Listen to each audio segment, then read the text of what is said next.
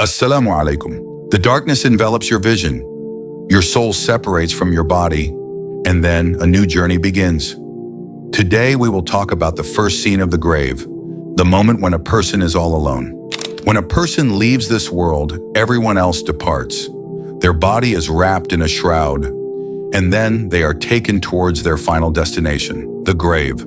The Prophet said, "The grave is either a garden from the gardens of paradise or a pit from the pits of hell." When a person enters the grave, their deeds accompany them. 3 questions will be asked. Man Rabbuka? Who is your Lord? Ma dinuka? What is your religion? Ma takulu fi haza arrajul? What do you say about this man?